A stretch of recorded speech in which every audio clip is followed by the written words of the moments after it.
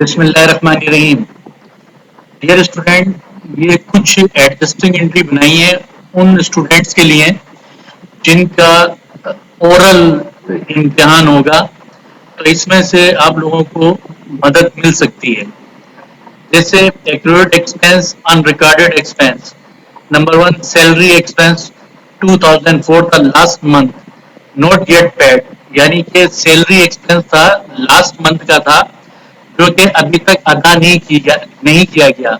तो इसकी adjusting entry होगी salary expense debit, salary payable credit. यानी कि हमारी सैलरी थी, सैलरी अभी तक हमने अदा नहीं करी और महीना क्लोज कर दिया और हमें अब ट्राई बैलेंस बनाना है, तो लिहाजा हमें एंट्री पास करना पड़ेगी। तो इस एंट्री में सैलरी एक्सपेंस को डेबिट करेंगे और सैलरी पेबल को क्रेडिट करेंगे।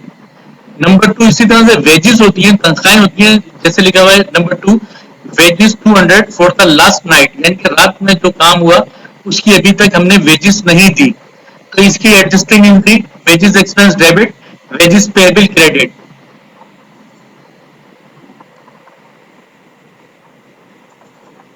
Wages payable credit. अब इसी तरह से accrual of interest expense, interest on bank loan payable. अब इसमें हमने बैंक से लोन लिया हुआ था, बैंक से लोन लिया हुआ था लेकिन हमने अभी पेमेंट नहीं करी, हमने बैंक को पेमेंट नहीं करी तो और महीना क्लोज करने पे आ गया, तो इसकी एडजस्टिंग एंट्री बनाएंगे।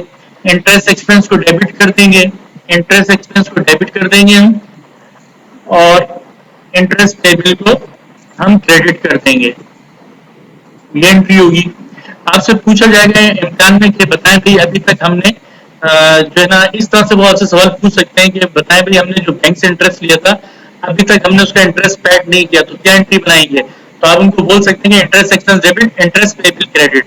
और इसी तरह से ऊपर वो कह सकते हैं, ऊपर कह सकते हैं कि आपने अभी तक कंपनी ने सैलरी अदा नहीं करी, तो क्या एंट्री बनेगी? तो आप बोल सकते हैं कि salary expense debit, salary payable credit, adjusting entry. इसी तरह से फिर नंबर 4 पे आते हैं, इंटरेस्ट ऑन नोट्स पेबल। अब इसमें नोट्स पेबल में एडजस्टिंग एंट्री बनेगी interest expense debit, interest notes payable credit. यानी कि जो हमने इंटरेस्ट लिया अभी तक हमने अदा नहीं किया, जब अदा नहीं किया आपसे वो सवाल कर सकता है कि भाई इंटरेस्ट जो लिया था हमने, इंटरेस्ट अभी तक अदा नहीं किया, तो क्या एंट्री बनेगी? Interest expense debit, interest notes payable credit. उसके बाद हम नंबर 5 पे आते हैं। नंबर 5 पे कह रहा है कि एडवर्टाइजिंग एक्सपेंस अनपेड। जो एडवर्टाइजमेंट एक्सपेंस था अभी तक अनपेड है, हमने अदा नहीं किया। जब हमने एडवर्टाइजमेंट एक्सपेंस अदा नहीं किया तो इसकी एंट्री क्या होगी कि एडवर्टाइजमेंट एक्सपेंस डेबिट और advertising expense payable credit. Advertisement expense debit 500 से और एडवर्टाइजमेंट एक्सपेंस पेबल क्रेडिट। आपसे टीचर पूछ सकता है कि भाई ये बताइए कि अभी तक हमने बिजली का बिल अदा नहीं किया, हमने पानी का बिल अदा नहीं किया, हमने जो है गैस का बिल अदा नहीं किया, तो उसकी क्या एंट्री बनेगी? तो लग जाता है जब हमने बिल रिसीव कर लिया अदा नहीं किया है, तो उसकी इसी तरह से होगी जिस तरह से ये एडवर्टाइजमेंट एक्सपेंस डेबिट और एडवर्टाइजमेंट एक्सपेंस पेबल क्रेडिट। फिर इसके बाद ट्रांसपोर्ट बिल आउटस्टैंडिंग, मीन ये भी अभी तक हमने अदा नहीं किया है, तो इसकी भी एंट्री क्या बनेगी? ट्रांसपोर्टिंग एक्सपेंस डेबिट और ट्रांसपोर्ट एक्सपेंस पेबल क्रेडिट।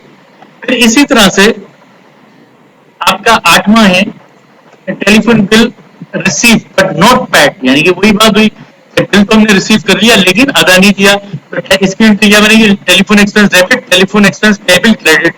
फिर एक्रूड रेवेन्यू, अनरिकॉर्डेड रेवेन्यू।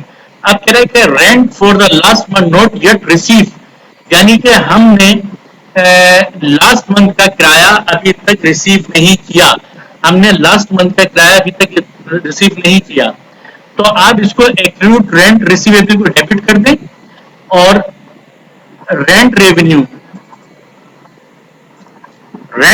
को क्रेडिट कर देंगे। इसमें हमने यानी कि कोई भी ऐसा चीज के जिसमें हमने अभी तक जैसे कमीशन रिसीव नहीं किया तो commission receivable debit, commission credit. अब इसमें इसमें आ रहा है एक्रूड रेंट रिसीवेबल डेबिट और रेंट रेवेन्यू क्रेडिट। एक एंट्री 1000 एंट्री बनवाती है हमें थोड़ा सा अपने दिमाग को इस्तेमाल करना होता है। अब जैसे क्या कह रहा है, rent for the last month not yet receive, तो अभी तक हमने रेंट रिसीव नहीं किया, तो rent receivable debit, rent revenue credit.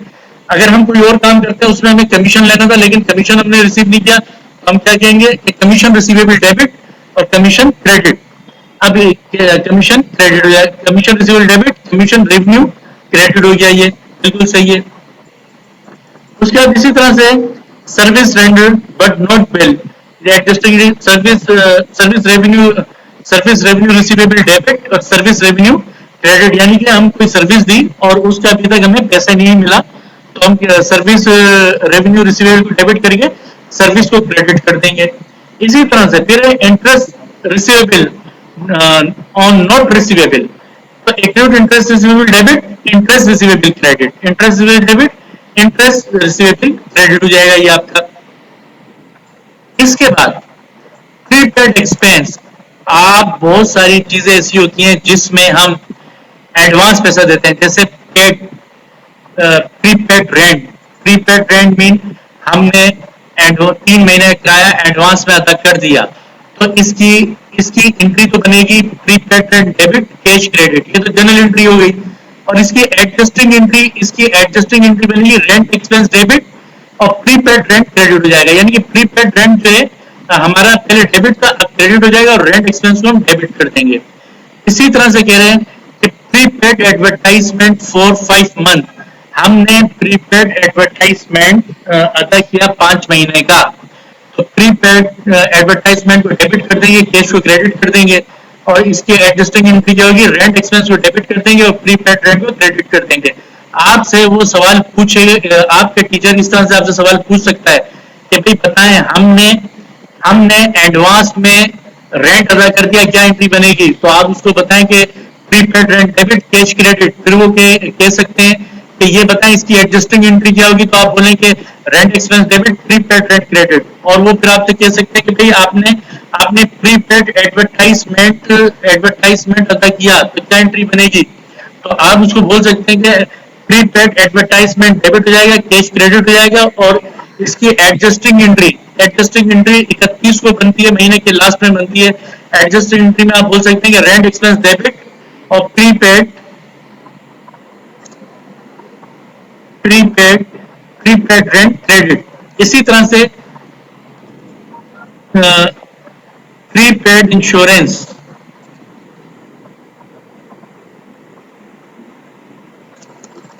इसी तरह से प्रीपेड इंश्योरेंस, आपने इंश्योरेंस अदा किया 1 साल का, तो क्या एंट्री बनेगी, ये बहुत ज्यादा एंट्री पूछी जाती है कि prepaid insurance debit cash credit, ये 1 तारीख को इसकी जनरल एंट्री बनी, 31 को इसकी जनरल एंट्री बनाती है अपने 31/1/017, इंश्योरेंस एक्सपेंस डेबिट और प्रीपेड इंश्योरेंस को क्रेडिट कर देंगे। पहले एंट्री ये बनेगी जब आपने इंश्योरेंस लिया, और फिर एडजस्टिंग एंट्री इसकी ये बनेगी।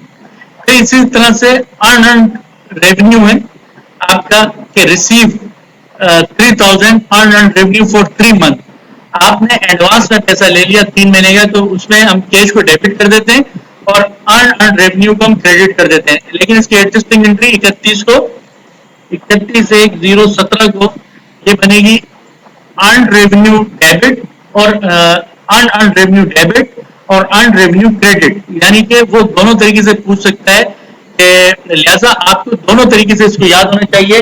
आप इसको इस तरह से भी लें कि एडजस्टिंग एंट्री क्या बनेगी और जनरल एंट्री किस तरह से बनेगी। इसके अलावा ओरल में आप लोग अपनी जनरल एंट्रियों पे भी बहुत फोकस करें कि जनरल एंट्री के अंदर जैसे एंट्रियां उधार की एंट्री होती है, ये सवाल बहुत ज्यादा होंगे ओरल में। तो डियर स्टूडेंट, मुझे उम्मीद है यह आपको बात समझ में आई होगी।